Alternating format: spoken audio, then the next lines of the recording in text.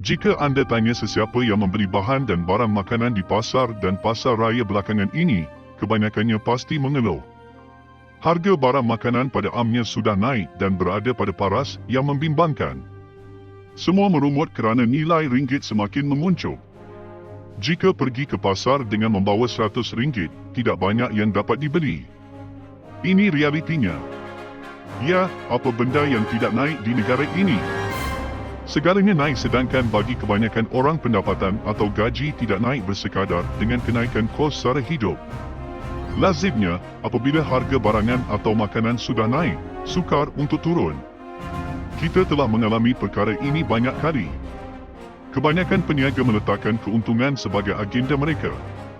Tidak ada peniaga yang mahu rugi, malah ada yang mengambil kesempatan dengan memanipulasikan harga atau menyeruk barang keperluan, dengan harapan dapat meraih keuntungan berganda. Walaupun demikian, di bahagian kita juga sebagai pengguna, kita sendiri sebenarnya menyumbang kepada peningkatan kos sara hidup. Namun, jarang dari kalangan kita yang ingin mengakuinya. Jadi pada video kali ini, kami akan membicarakan tentang 5 faktor kos sara hidup kita makin meningkat disebabkan gaya hidup kita sendiri.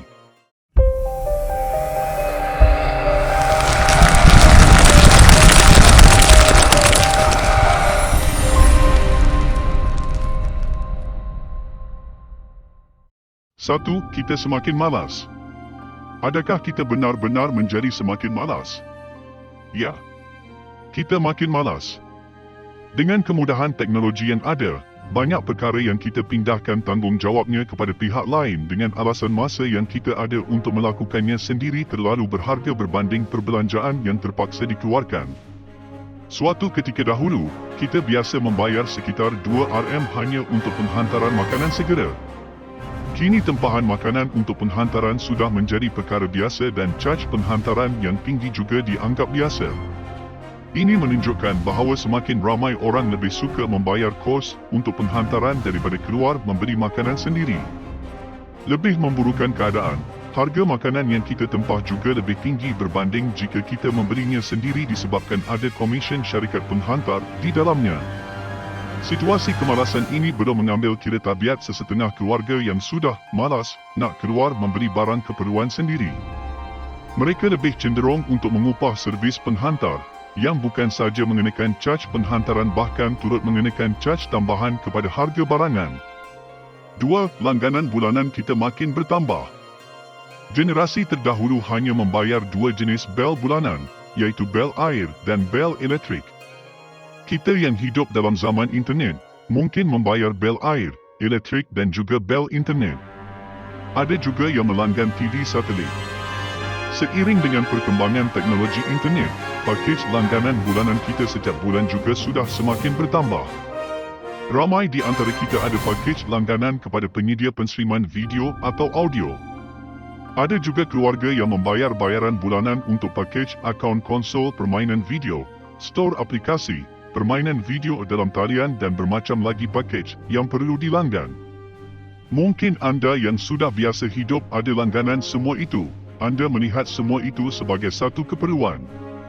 Realitinya, banyak beban kewangan yang kita hadapi hari ini sebenarnya hadir daripada keinginan kita untuk mendapatkan hiburan.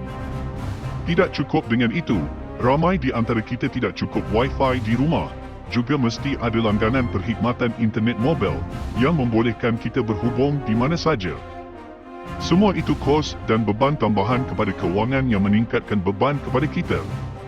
3. Permintaan kita makin besar.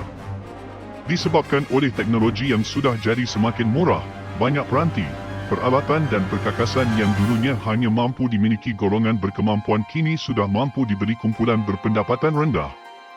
Ini mewujudkan keadaan di mana permintaan masyarakat sebarang peranti atau kemudahan yang memberikan keselesaan hidup menjadi satu kebiasaan yang dimiliki orang ramai. Bagaimanapun keinginan untuk memiliki sesuatu, walaupun pada pandangan pertama nampak murah, sebenarnya memberi kesan jangka panjang kepada setiap orang yang menggunakannya. Sebagai contoh, pendingin hawa dikatakan sebagai alat yang mesti dimiliki untuk menangani masalah haba di rumah. Membeli dan memasangnya sememangnya mudah. Tetapi tidak ramai mengambil kira kos menggunakannya. Sampai bel, terbeliak biji mata. Apabila kadar tarif elektrik naik, mulalah kita membuat spekulasi.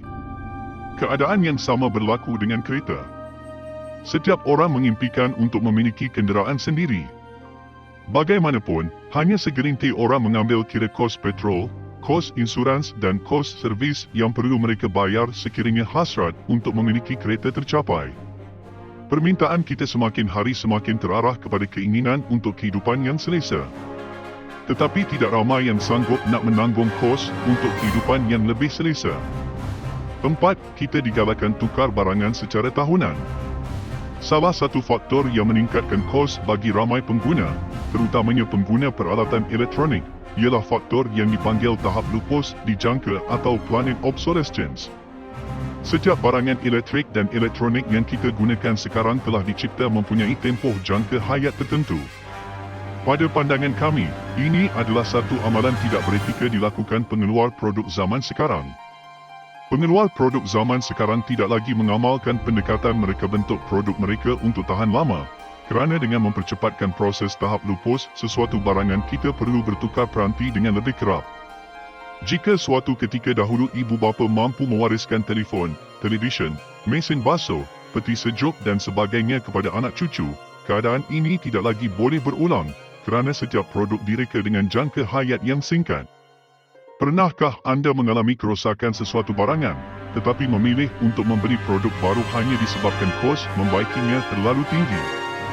Itu juga berpunca daripada rancangan tahap jangka lupus, syarikat pengeluar yang sengaja meletakkan alat ganti pada harga tinggi untuk memastikan produk mereka terjual dengan lancar setiap kali anda menghadapi kesulitan. 5. Kita kurang bersyukur dengan apa yang kita ada. Antara perkara yang agak sukar dielakkan oleh kita sebagai pengguna adalah persaingan tidak rasmi sesama kita. Ramai yang mempunyai perasaan ego untuk memiliki sesuatu yang lebih baik daripada rakan-rakan kita, yang kita percaya perlu dituruti supaya kita tidak rasa ketinggalan. Sebagai contoh, ramai bersaing tanpa kita sedar dalam cuba mendapatkan model telefon pintar terbaru atau model kenderaan yang baru dilancarkan. Anda mungkin mengaku anda bukanlah pengamal persaingan sebegini. Tetapi cuba fikirkan dalam perspektif berbeza. Adakah anda rasa malu sekiranya anda masih menggunakan barangan lama berbanding orang lain? Pasti ramai merasai perasaan sebegini. Usaha untuk memenangi orang lain dan perasaan malu yang timbul kerana gagal bersaing dengan orang lain sebenarnya mempunyai asal-usul yang sama, iaitu ego kita sendiri.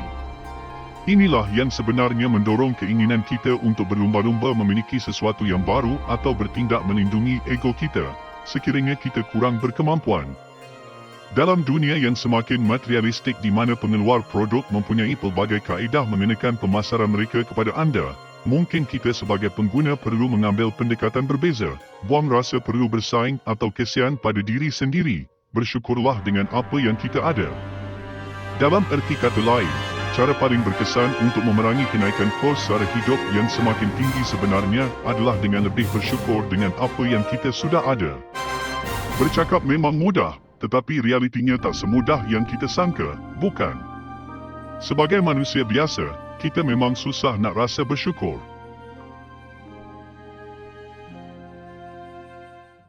Jumpa di next video. Terima kasih kerana